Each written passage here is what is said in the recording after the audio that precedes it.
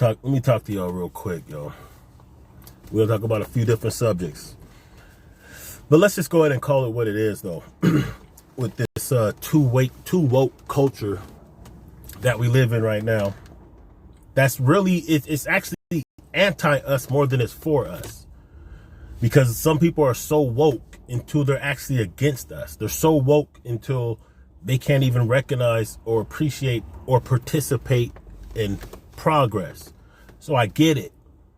You know, it's like we've been injured, we've been hurt, right, as a people. So you can liken that to a professional athlete who was on top of their game and got injured and now has to recover, right, rehabilitate to get back in the game, right? So at first you're going to be a little timid, making sure that you're healed properly. But at the end of the day, we got to get back in the game. So it doesn't make sense when people who claim to be woke and claim to be about their people are the ones that are going hardest against our people for anything. It's like you don't want your people to be happy or celebrate anything, and you're upset if they do. Any sign of progress is never enough, which is kind of interesting that the most of the woke crowd, and I say woke because I'm only clowning, because it's a joke, the terminology of woke, if you ask me. So anytime you hear me say woke, you know I'm capping. All right. So it's interesting that the same ones who claim they don't believe in Jesus, they claim that we don't need a savior, those are the ones that are most mad at the fact we don't have a savior. I'm going to tell you what I mean by that. I'm not meaning that they want the white Jesus savior. But I'm saying that they're basically looking for a savior anyway. I'm saying that because it's like if there's any kind of solution or any kind of progress, a lot of times people will gaslight that because it's not going to fix everything. So if you have that type of mentality, if you're gaslighting or undermining any kind of progress because you know it's not going to fix everything, in essence, you're still looking for a savior. Accept the fact that there is progress that's going to be made. You don't have to agree with it all. You don't have to participate in it all, but you should be celebrating it. Straight up. You know? So, and if that's not really what you're about, then you're basically a house nigga with the dashiki and a unk yelling hotep. That's basically what it is.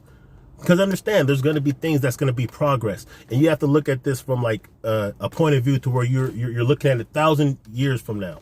Barack Obama being president, that was progress. It doesn't matter if you didn't like him. Don't matter if he didn't do all the things we want him to do. But we should have never expected him to be our savior anyway. But when you look at it from a long range point of view, what you're going to see 1,000 years from now when they're telling our story, they're going to tell the story about how we were at the bottom.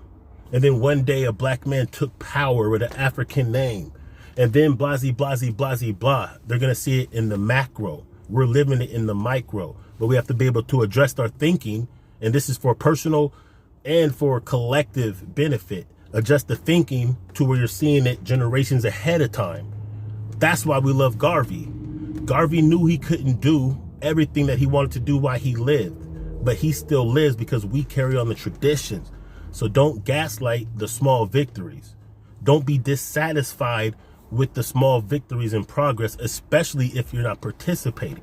It's a lot easier to condemn those who we don't agree with, who are actually doing things when we're not actually participating in the progression of our people. That's why people can make fun of MLK and say MLK was soft or MLK wasn't what they would have been at that time. But you're not really considering the fact that he gave his life doing something that was dangerous at the time, that took more balls than most of you guys have right now. And don't blame him for the integration of our money, because we have a way to spend our money wherever we want right now. So let's speak about the money a little bit.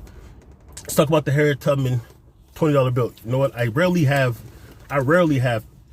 this dollar bills on me. You know what I'm saying? I do everything crypto and digital. So look at this dude right here. If you can see him. Anybody know who that is? I don't know if I'm gonna be able to see the comments or not. Anybody know anything about Andrew Jackson besides the fact that he's on the 20?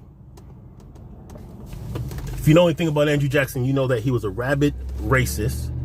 You know that he owned a lot of slaves, because everyone you know with the last name Jackson is black, not white, right? So that means he owned a lot of slaves, his family did. That means he was wealthy off of slavery. And now we worship him. In God we trust. Right? That's the realm he's in right now. So now there's a proposal to put Harriet Tubman, a black queen who freed herself from slavery and then came back and got others, then participated in a military conflict, which was how we got our freedom. That's her. That's a god. That is a queen. She can replace this slave master on your dollar. Why would you be mad about that? Why would you hate on that? Why would it make you upset to replace this guy who owned your ancestors with someone who freed your ancestors? Why would that make you so upset? Mr. and Mrs. Woke, Mr. and Mrs. You want black people to rule again? Don't act like it's just a symbolism that's not enough. Because if symbolism didn't mean anything, he wouldn't be on there right now. If symbolism didn't mean anything, I wouldn't hear so much talk about the white Jesus is being worshipped. I wouldn't hear none of that if symbolism didn't mean anything. If symbolism didn't mean anything, we wouldn't be upset when they whitewash our history. So you know symbols are important. So why not get this symbol off the dollar and put a black queen on the dollar? You know what happens when a little white kid growing up asks their father or their mother, hey, who's this person on that money? Oh, that's George Washington, the first president, and he is great, blah, blah, blah, giving pride to that kid. Why wouldn't you want to be able to do the same by having somebody who went through hell for you? Why wouldn't you want to say, oh, this is Harriet Tubman? Yeah, she was born a slave. She was so brave, she ran away and got away. But she was so thoughtful and loving of her own people that she came back and risked her life. And she was so bold that she was the first woman to lead an expedition in conflict and war to free us. Tell them that. And then let them look at this. Why she's in the realm of in God we trust. Why would you be mad about that? Some of the reasons I've heard people say they're mad at it is because there's not going to be too many dollars when it's all going digital. You're right about that. That's the case. Yet and still, let her be the last person put on a dollar bill, period. How about that? Let 1,000 years from now, when they find this money laying around, they see a black woman in her godly status on the dollar. That's legacy. And if you're so hip to the fact that the dollar, let's go ahead and go to crypto. If you're so woke that you understand that we're going to digital money, then why aren't you understanding the type of digital money we're going to? Because it can benefit you. And if you're really, really woke, why do you keep your money in white banks when you could be your own bank in crypto? And you can cripple the Federal Reserve.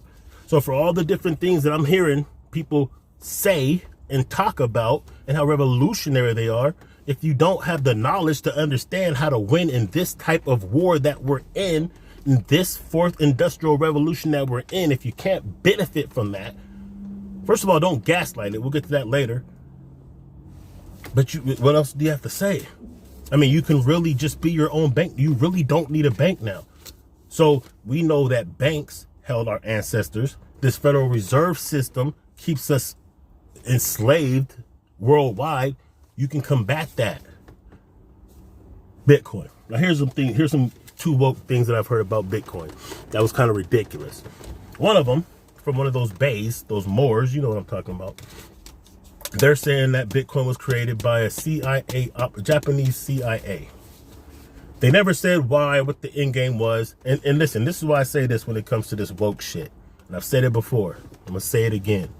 Be mindful of those who make these ridiculous woke claims and predictions. Be mindful to who they are, because in the future, I want you to really think if you should really take any information they say seriously, because they're kind of like those preachers that keep predicting Jesus is coming back or whatever, the end of the world and this and that. And then when that day comes, they act like they never said it. And then they start having you following some other bullshit that they're saying. So be mindful. Remember back in the day when the COVID first happened, black people were immune. You guys remember that? The 5G towers were spreading it. Y'all remember that? Or it was just a hoax. You remember that? Or they're going to just enforce martial law and kill everybody. You remember that? Think about who you saw posting things like that or similar. I got rid of everybody I seen saying the dumb shit. But think about the people who were saying that, and then consider if you should even entertain anything else they're saying after that. Because that's the same thing we have going on right now. So because people are afraid of progress and because people are afraid of winning, here's what happens. Bitcoin is a situation that if we were hip about when it first happened, we would all be billionaires right now. It's too late for that, but really not. So seeing that people have been speaking about this for so long, and the same ones who didn't know nothing about it were a lot of the same ones that were saying dumb shit against it. So now they're seeing how this is really starting to explode. And before I go further, let me say this. Yes, there are a lot of scams in Bitcoin, but you can't be scammed in Bitcoin or any crypto unless you're greedy or you try to make a move that you don't know nothing about. If you think you're going to get rich overnight, yes, you're going to be easy to be scammed. Anyway, so because people didn't take advantage and they still don't have the diligence or the discipline or the intelligence or integrity to turn around and say, maybe I was wrong about it. Let me look into this. It could actually be a life changer for me. Because people won't do that and they feel like they missed out, the next step is to dismiss it, undermine it, or spread extra woke shit like the maker of Bitcoin, CIA, and he's doing it to trick people and all this kind of stuff. So you're telling me the CIA wants to bring down the Federal Reserve System to enrich the people? Okay, fuck it, I'm for that. Here's something else that I heard about Bitcoin that was funny. See, these are things that people make excuses when they miss out on opportunities or when they're not wise enough to take advantage of opportunities. They make excuses so they can feel like the reason why they didn't was because of whoop-de-whoop. It's the same kind of principle. I'm going to get back to what I was saying. It's the same kind of principle to where people who act like they believe in God are the ones that will tell you anyone who made it had to suck dick or sign a contract in blood in front of Satan. It's like the only way you can really get on is if you're... So in other words, the reason I'm a broke piece of shit because I don't suck dick or worship Satan. That's kind of what they're saying. So therefore, anyone who makes it, it can't be because of God, because they obviously really don't believe in that. Can't be because of ancestors, can't be because of hard work. Has to be because the devil blessed them. So you're basically saying that the devil is the controlling force of the universe and there is no God, there is no universe, there's nothing else. They're the ones that control everything. So you're basically worshiping the devil just by saying that kind of dumb shit. Facts. Back to the Bitcoin shit. Okay. So the next little hype woke shit I heard about Bitcoin was this. Somebody told me that me liking Bitcoin was unhumanitarian because the mining of coltan forces child slavery in Africa. Because you do mine for Bitcoin. The problem with that scenario is you don't actually mine for Bitcoin on the earth.